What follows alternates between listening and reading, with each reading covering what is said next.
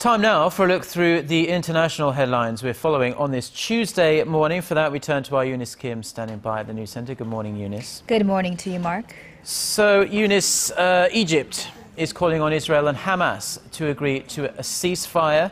This as the death toll continues to mount in Gaza. Right, and that toll now exceeding 185 Palestinians dead in the week-long conflict. This ceasefire proposal submitted by Egypt is the most thought-out plan yet, suggested by outside mediators. Our Kim Hyun-bin has the details. Egypt has proposed a ceasefire between Israel and Gaza that will take effect Tuesday morning, local time. In its proposal, Cairo's foreign ministry is calling on Israel and Palestinians in Gaza to de-escalate their conflict by 9 a.m. local time, after which a full ceasefire will go into effect within 12 hours. This will then be followed by negotiations in Cairo within 48 hours.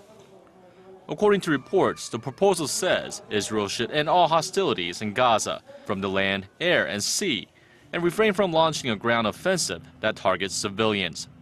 Hamas would have to stop firing rockets into Israel. Israel's security cabinet, headed by Prime Minister Benjamin Netanyahu, is set to meet early Tuesday to discuss the proposal.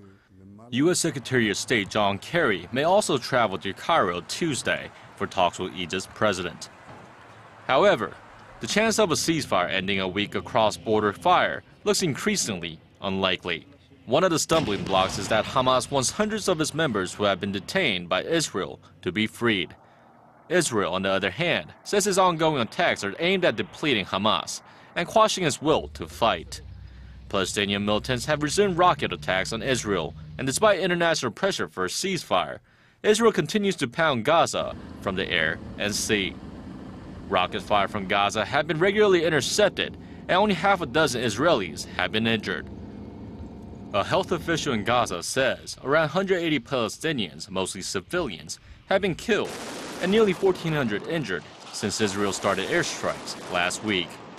Kim Hyun-bin, Arirang News.